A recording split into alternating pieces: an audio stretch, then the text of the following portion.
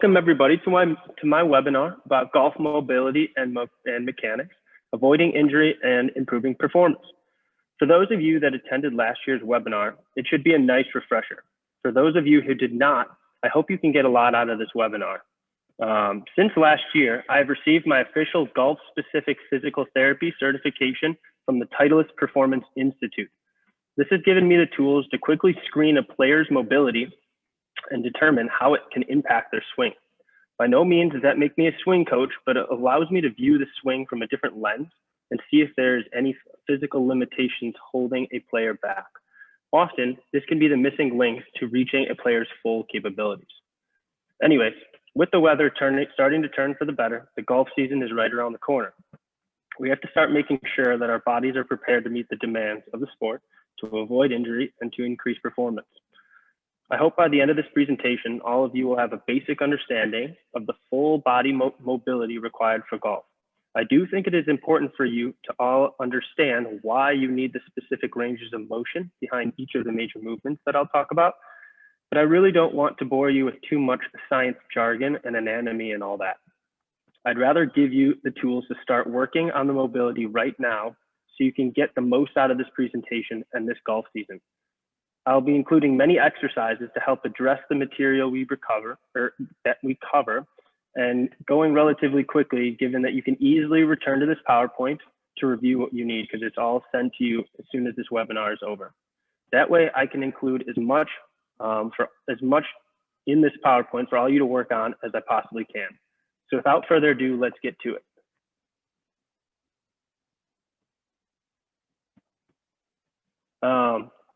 By the way, I don't have a panelist with me today, so instead, every few slides, I'm going to check the chat to see if there's any questions. So if I don't get to it right away, that is why. All right, let's face it, golf is a difficult sport. We've all had those horrible rounds that make us want to pack up and go home. That's because the game requires perfect full body mechanics in order to take that tiny sweet spot on the club face directly to the ball. In order to best accomplish this, the golf swing requires a certain level of mobility throughout the many joints and muscles in the body. From a performance perspective, if you do not have this adequate mobility, it will be harder for you to make solid ball contact in a consistent manner, and on top of that, you will do so with less power. Aside from performance, if you do not have the baseline mobility needed in each of the major joints, you are putting your body at major risk for injury. It's simple as that. However, our bodies are great compensators. This is good and a bad thing. It is good because we will always subconsciously find a way to move throughout the golf swing, even if we don't have the proper mobility. But it is bad because in doing so, we will end up putting our body in a position for way too much stress on structures that are built to not handle said stress. Repeating a faulty swing over and over again for 4 hours you play in a single round, multiply that by however many rounds you play in a full season, will leave you wishing you paid attention to your body from the start. That's why it's so important to be proactive with your physical health, understand what the golf swing demands of your body, and train with intention. So I came up with 5 different pillars that help encapsulate what the golf swing requires. I know it doesn't cover everything, but this is a relatively short presentation, and the golf swing is extremely complex, so I'll get to what I can. So let's start with the basics.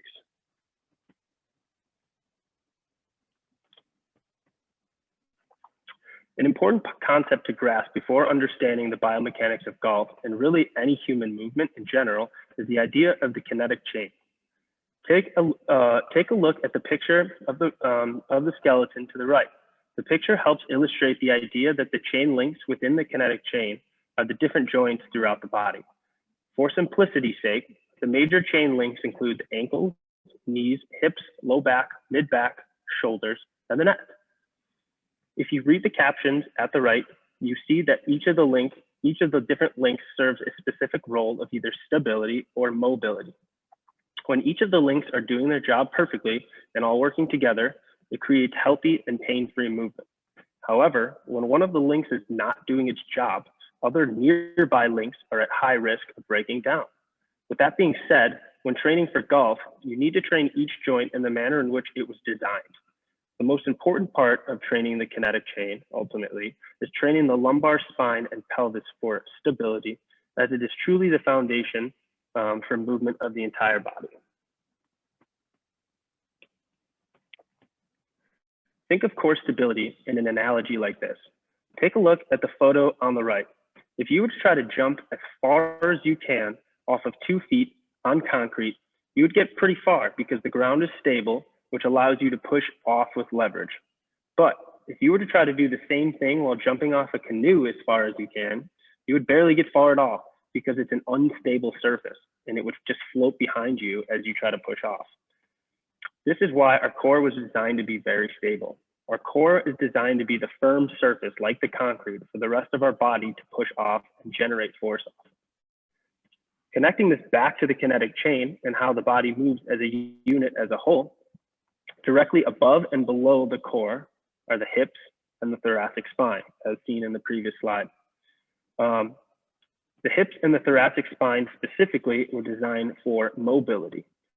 So in order to train core stability, you need to be able to take your low back and your pelvis and make sure you keep it stable from moving while you move other parts of your body like your hips or your thoracic spine. So let's get started with some exercise. I'm putting pictures down for all of the exercises in this PowerPoint that we're going to go over, but I'll be demonstrating them over video, so I'll screen share myself in a second. I'm doing that so it'll make it quicker for you guys to be able to come back to this PowerPoint to get a refresher rather than having to scroll back through the entire presentation. That way you can just pick and choose what you want to see. All right, let me show you the first exercise for core stability.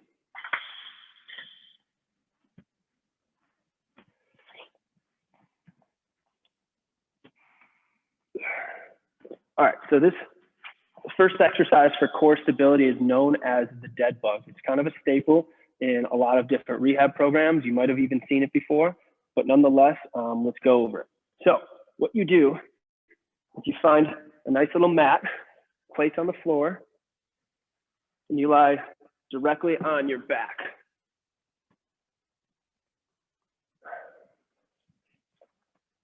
Just like so.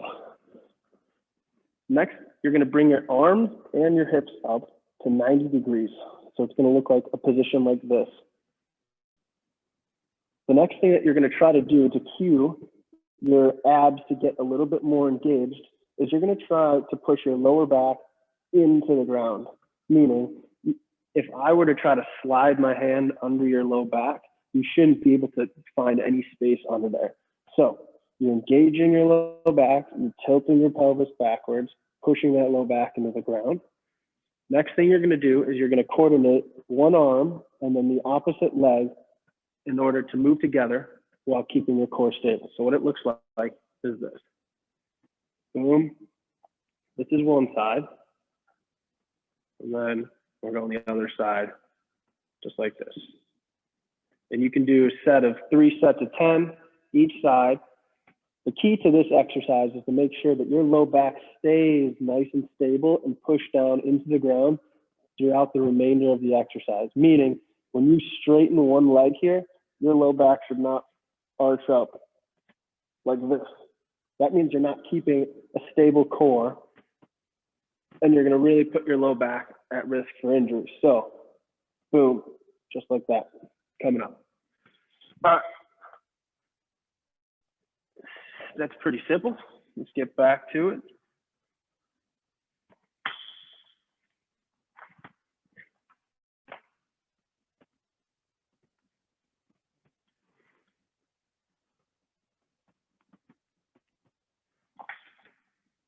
All right, so the second pillar that we will talk about is called the hip hinge. Learning the hip hinge is important because it is the starting stance for every golf swing. The concept of the hip hinge builds off of the information learned from the last few slides. In order to perform a perfect hip hinge, you need to be able to keep your back straight, all while moving just at the hips.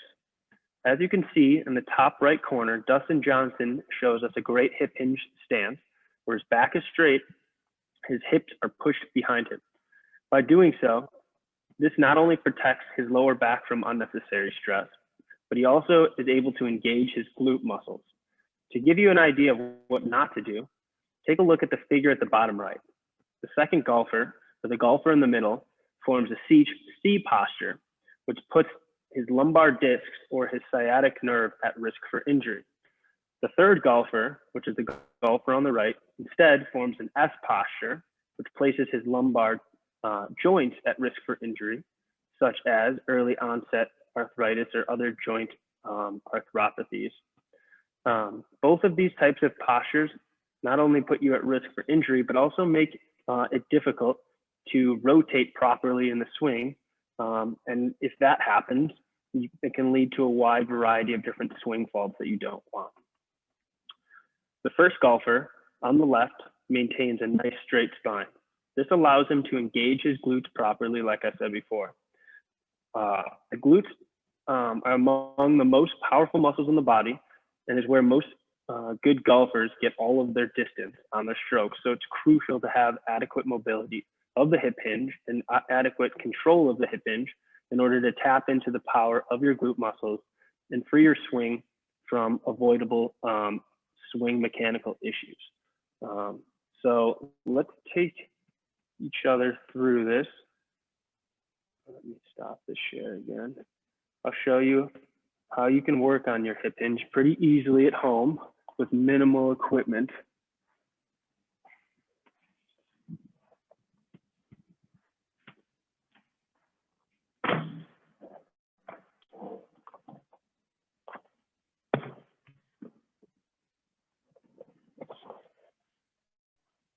That's not going to work.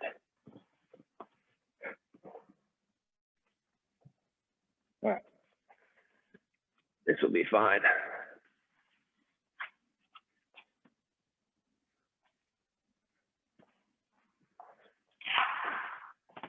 All right. So it's a little bit easier to tell if you're doing this right or not. If you grab something like this, just a pole, you could grab a broomstick, you can grab a golf club, doesn't really matter. Anything that's a little bit long, a little bit straight, because that will give you some biofeedback to tell if you're doing it right. So what you're going to do is take the pole.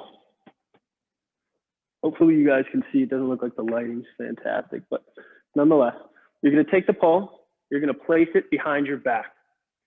You're going to try to have it touch 3 different places. Those 3 different places are your tailbone here, your middle back right here, and then the top of your head. Throughout the remainder of this exercise, all 3 of those contact points should remain on the pole. If they're not, that probably means that you're doing something wrong.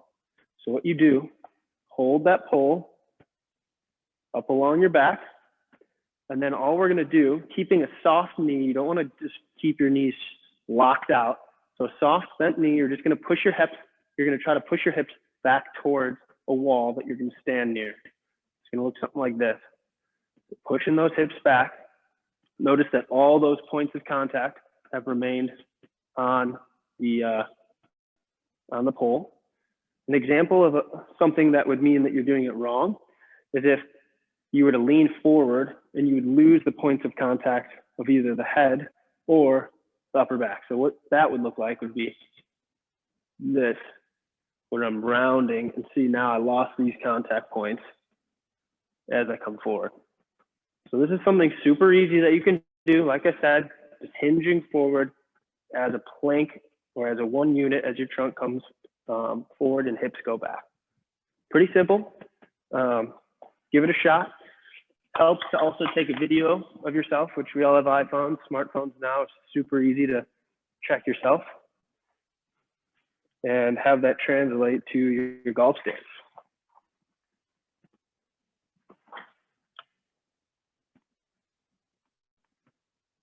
All right. So as we discussed on previous slides, we know the hip joint was designed to be mobile. In fact, most of the twisting of the lower body in both the backswing and the foreswing originates at the hips.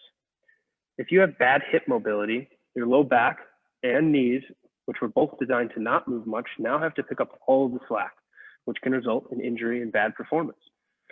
The most common injury that occurs in the knee that can originate from bad hip mobility is meniscus injuries or exacerbation of pain if a player has knee arthritis or osteoarthritis. The hip mobility needed for golf includes both internal and external rotation, as well as hip extension.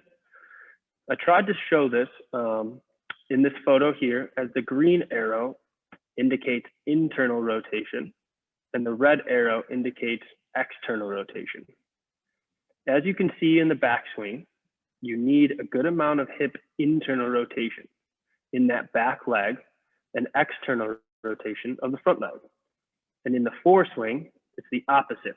So you need to get that opposite in order to allow your hips to clear and get your hips turned towards your target. If this mobility doesn't exist or it's not adequate, a wide variety of swing faults can also arise to compensate, which will ultimately destroy the mechanics of your swing. So you don't want to let this be the reason why you struggle out there in general in hip mobility. So let's go over a few exercises to make sure that we start addressing this.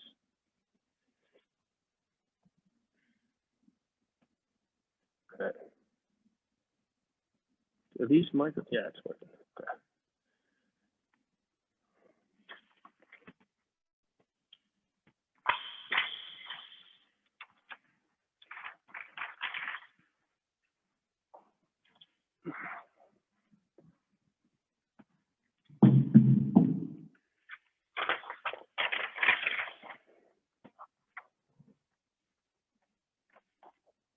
All right, the first one is one of my all-time favorite exercises. You might have seen it if you're on Instagram following any golf or fitness professionals. You might have seen it. It's called the hip 90-90s or hip 90-90 twist. So what you do is you kind of start off in this crab position with your legs bent ever so slightly from the side. It looks like this. I'm just going to face the camera so it makes it a little bit easier. I like this exercise because it allows us to work on both hip internal and hip external rotation at the same time, which saves time for us, whether we're doing it right before we work out or whether we're doing it right before our time on the course. So what it looks like is this crab position. You're going to make sure that your back stays nice and straight. You're not slouching over here. And then what you're going to do is you're going to let your legs fall to one side, producing hip internal rotation of this leg and hip external rotation of this leg.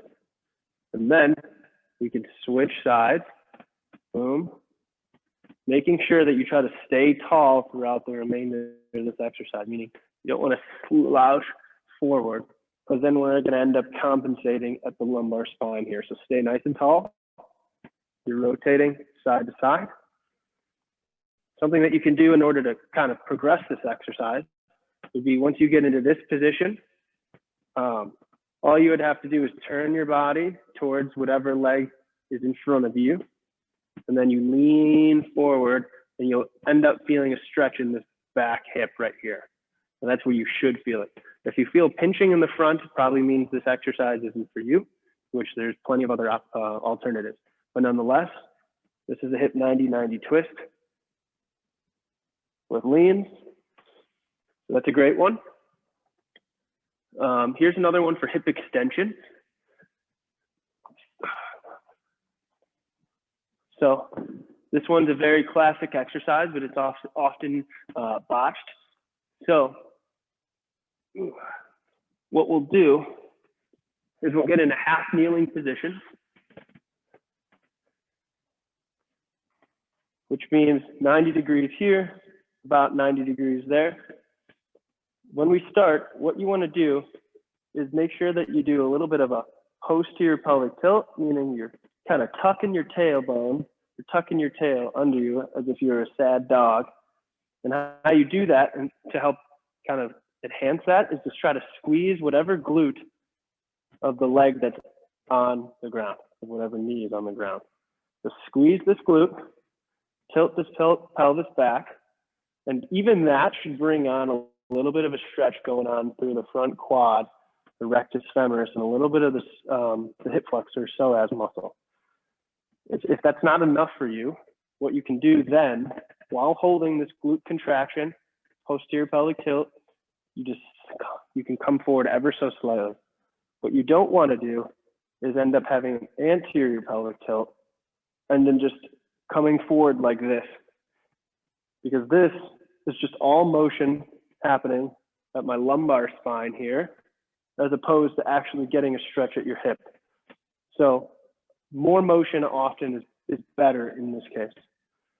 You can switch it up, do both sides, make sure you get that down. That's going to help you with that finishing point as you finish through your swing, which is important. Last thing to work on for hip extension would be just a glute bridge. So instead, that's going to help us with actually being able to control the hip extension. It's also a common exercise, but it's a common exercise for good reason. It's a great one. So you lie on your back, have your legs at a kind of an open angle. You don't want them too close to your butt. Don't want them too far out. Nice in the middle. You want to try to engage your core, squeeze your abs, and then for some people, it really does help if you, again, do a posterior pelvic tilt where you're tucking your tailbone under you or squishing your low back into the ground to help engage those glutes and those abs. And then all we're doing is pressing our way up in the air, squeezing the glutes like you got a piece of paper between the cheeks, letting it come back down under control. You want to go as high as you possibly can, but at the same time, you don't want to overextend your back. So a bad repetition would look like this. I don't know if you can see this, but I'm really arching my lower back. That means the motion's coming from here rather than from your glutes. You want to make sure that you're in a neutral position as you bridge up. All right. Let's move on. Keep the ball moving.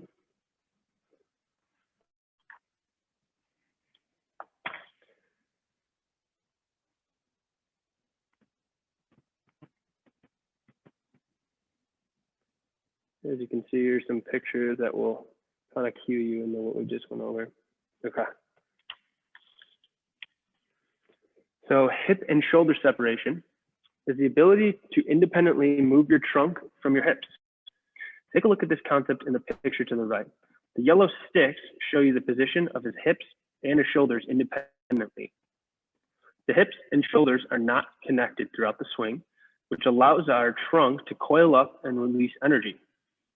Proper hip and shoulder separation creates rotational power by stretching all of the core muscles and then allowing them to release, similar to how you would stretch a rubber band and let it go. This is the same exact concept seen in many other rotational sports. It's actually the exact same concept as many other rotational sports, such as a baseball throw or swing, boxing punch, hockey shot, or even a tennis swing.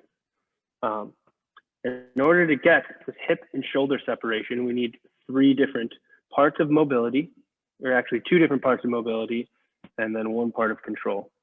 And these include thoracic mobility, which essentially means your upper back, which is about from here to here on your back, being able to rotate. It involves your hip mobility or your low back mobility, which is kind of what we already just went over, being able to rotate your hips as your feet are planted into the ground. And then it's also important to be able to control both of those independently of one another, which we'll go over. And that one is actually sneakily hard, even for an advanced golfer. So this is a great drill to work on. So let's go over some of these things. So we're going to go over this. Okay. Let me switch over here.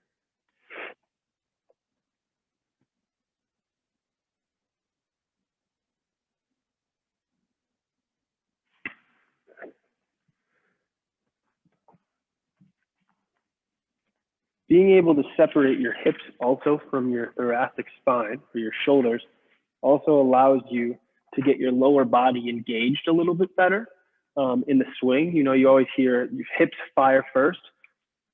This will help with that, which in turn will help avoid other swing faults, such as like an over-the-top swing. You might have heard that if you slice or you pull your ball, it's most likely coming from that. Not most likely, it could be coming from that. Okay, so the first one's pretty simple. All you're gonna do, take a pad, go next to a wall. You don't even need to go to a wall if you don't want, but nonetheless, you're gonna put your foot down, similar to the same position that we were just in for that hip flexor stretch. You're gonna get up to the wall, stay nice and tall, not slumping here. We're not overarching, stay nice and tall. All you're gonna do is keep your left or whatever arm is next to the wall, planted on the wall. Keep your lower half stable here, meaning you're not moving your hips, you're not moving your pelvis at all. And then all we're gonna do is follow your head with your wrist and open up as much as you can. Just like this, over and over again here. Boom. What I don't wanna see is movement coming from your hips, where you just open up here. That means that we're not isolating your movement actually from your thoracic spine. We're just moving as a global unit, which defeats the purpose of the exercise. So something that you can do to help with this is if you grab a foam roller, you grab something of that, you know, whatever this distance here, if you place this in between your knee and the wall, it's kind of hard to see. This will keep you honest, because if you don't, it's gonna fall. So again, boom, opening up. You might not get as far, wildly flexible. So that's that. Next one I like a lot because it requires you to control your core as well. It's called the quadruped thoracic twist.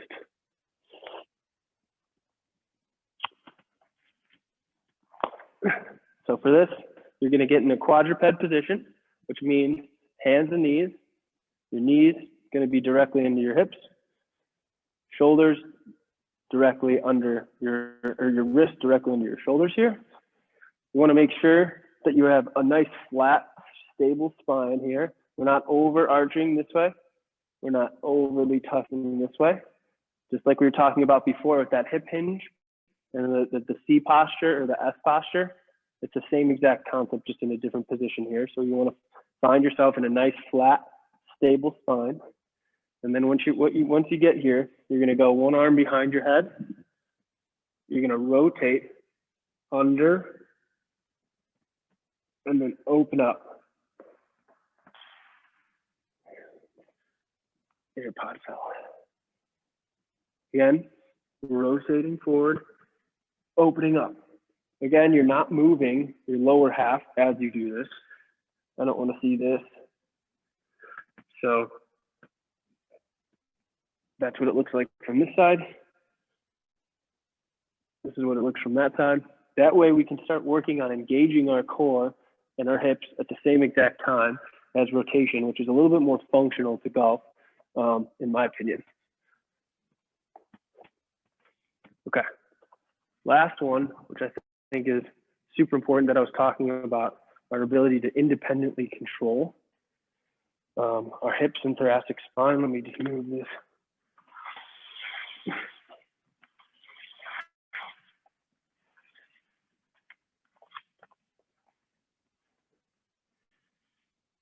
All right.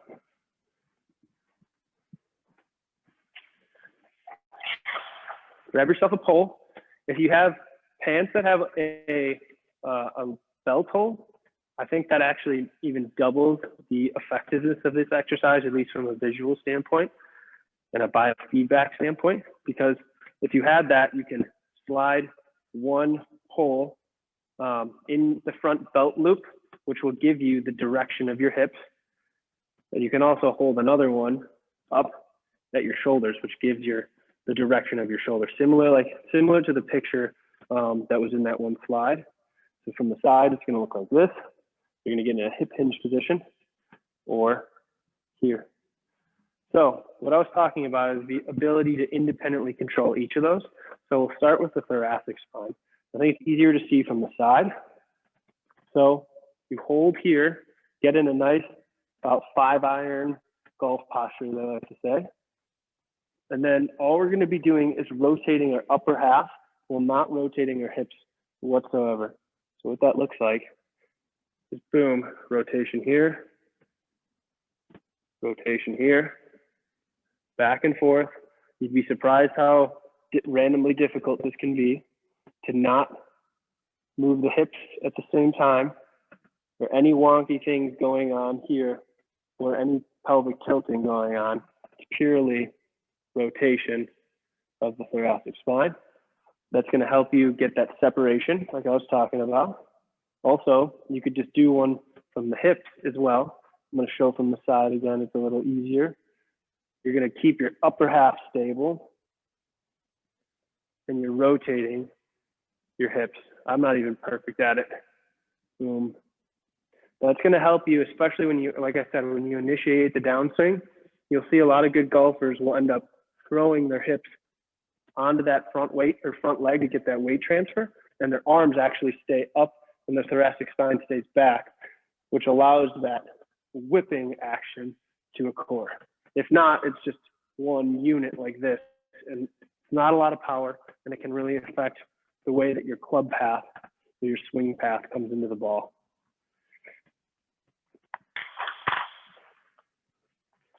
All right, moving on.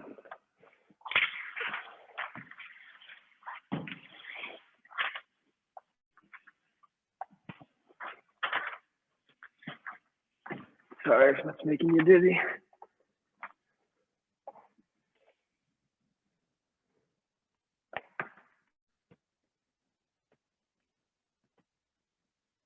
Okay. Oh, I forgot to show this one too. Thoracic extension. So this is also important. I'll just show you guys or talk about it from the slide. You go up towards a wall, kind of like a downward dog pose in yoga. You essentially just put your hands above your head, just slightly above your head. You want to be at a little bit of like a plank width away from the wall. And all you're doing is you're trying to allow your chest to drop through your hands, and you end up hinging back into your hips. Kind of similar, kind of combines a couple things similar to the things we were talking about before. This will be important, especially at the top of your backswing, as well as your follow through. You'll see people like Rory, who other has really good mobility off the top of my head. Rory is one guy that I'm specifically thinking of. He has a lot of extension and rotation as he holds that follow through. So this is another great exercise, especially also if you have that C posture. If you struggle with being at address, being a little bit more slunched over, this will help you get that back a little bit more straight and upright. Okay. Here's pictures about the other motor control. So lastly, let's talk about shoulder mobility. Shoulder mobility may be an underappreciated aspect of the golf swing, but also can be very important. If your shoulders do not have the two motions listed above, it can impact the swing path as you make your way through the downswing and affecting whether you hit the ball straight or not. In addition, if you do not have proper shoulder mobility, your body might compensate at other joints, such as your low back, resulting in pain and degeneration. Similar theme. As listed above, you need nearly equal amounts of both the shoulder external rotation and shoulder cross-body mobility in both your backswing, or in both your back and your lead shoulder, due to the positions, the positional change in the backswing and the foreswing. You can kind of see how in the picture, there's a green area. You need external rotation during the backswing and as you come down into the downswing, and then you need it again as you finish. And the same goes, but in opposite order for crossbody adduction. So let's talk about that a little bit here. First one would just be a basic shoulder mobility crossbody stretch. It's as simple as this. I'll share my screen here, but you just stand up nice and tall, and you literally just go arm across, take your other hand to try to provide a little bit of external pressure that you might not be able to get without it. And you're just pulling across, just like this, from the side angle. You can even get a little bit more stretch going on through the back of your shoulder if you do what's called a shoulder retraction, meaning you pull your shoulder blade back towards your spine. As you do the exercise, you might not be able to get your arm as far across your body, but it'll actually get a better stretch through the back of your glenohumeral joint right here.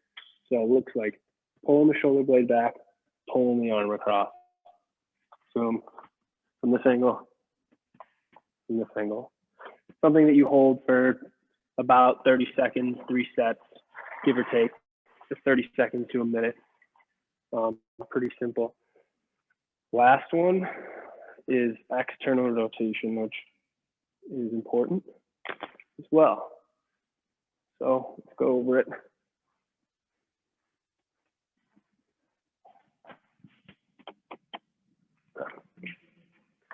Hopefully this is a fine view. So this one, you do need a wall, and that's it, and yourself, not much. All you do, go up to a wall. You can walk your feet out. It's kind of hard to see here, but I'm not perfectly perched up on the wall. My feet are a little bit in front of me here. Can't get it all in the shot, but it is what it is. Anyways, we'll go head along the wall, the back along the wall. If you can't get your head perfectly on the wall, that's okay. I don't want you to have to really arch your head in order to get that. We're just trying to make sure that you're in an upright posture. You're gonna go arms at shoulder level in this position, shoulder blades back, touching the wall, elbows, back of the elbows against the wall. All we're gonna do is externally rotate. Try to bring your hands as far back to the wall as possible. Ideally, you should be able to get your arms to the wall. Most tour professionals actually have what's known as 120 degrees of external rotation, which my right arm might have. It would look something like this. But if you get to 90 degrees, that's what you at least want. I'm not saying I'm a tour professional, I'm actually the farthest thing from it, but nonetheless. So going back to the wall, that could be an exercise in and of itself, but in order to add to it, what you can do is once you get to this point, then you're just gonna press your arms up over your head, trying to keep everything on the wall. Again, you don't have to go all the way up, but just a little bit. Come back down, bring your arms here. So the full exercise would look like this. Boom, up, down, here. It also helps with opening up the chest a little bit with that thoracic extension, especially, like I said, if you're somebody that rounds towards the ball, this will help get yourself a little bit more upright, a little bit more open.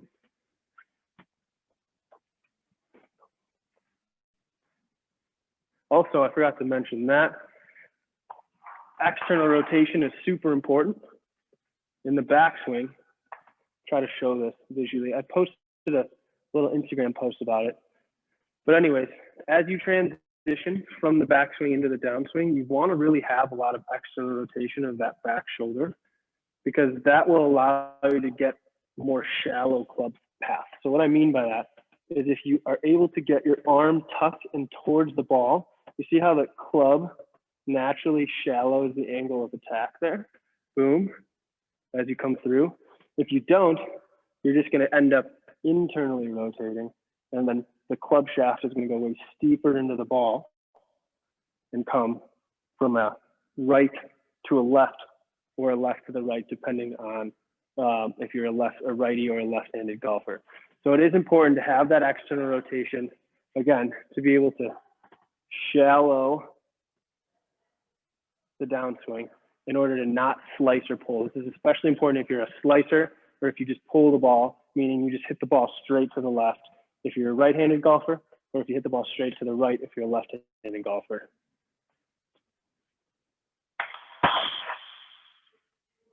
Okay. I think that pretty much wraps it up. Yeah. Okay. If you guys have any questions, I'm staring at the chat right now. So I'm going to stay here for a little bit longer and answer any questions that you guys have. Again, my name's Scott. I work at the Lincoln Park location at React Physical Therapy. I was just certified, like I said, with a Titleist Performance Institute, which is a specific golf mobility and stability and swing mechanic physical therapy certification, which I think gives me a little bit of an edge from some people in terms of being able to quickly screen a golfer. Thank you, Dave. Appreciate you watching.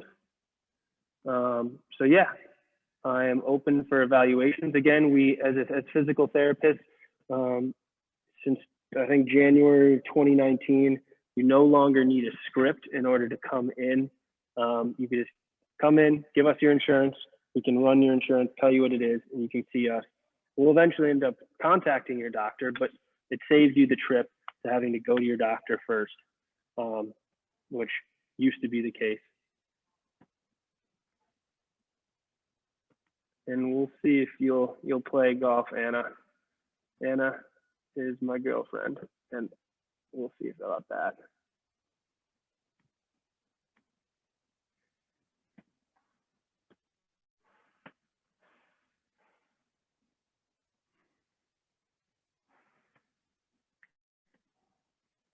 I currently don't work, Dennis. I don't work at any other locations besides Lincoln Park, but we do have 4 other locations. We have Deerfield, we have Wilmette, we have West Loop, and we have Lakeshore East, which are all have great therapists.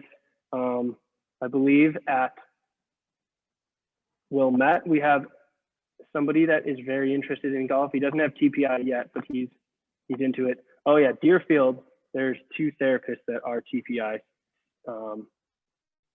certified. Dr. John Kim is Deerfield, or is TPI certified, and he's fantastic.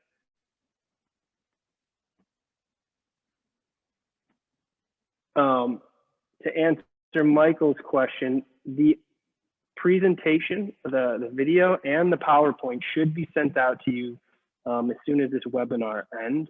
I'll double check with our marketing head and make sure that happens. But yes, everything should be sent, so the material should be readily available for you. No problem.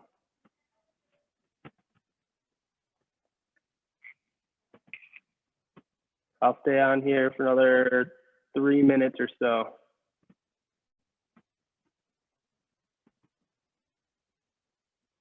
No problem, guys.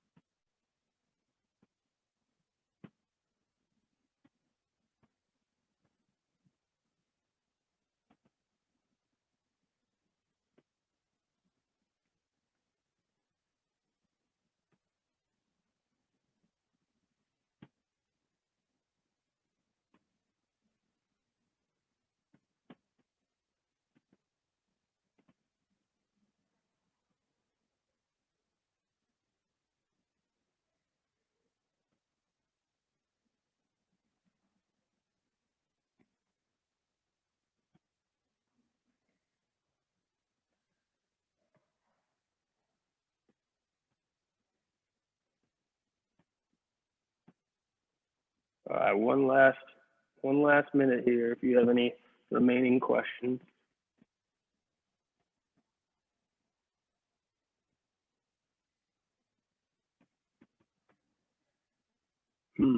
Favorite thing about working at React? Probably the people. Really like working with everybody. Everyone's really good at one specific or many specific things where we can all learn from each other, and I really appreciate that.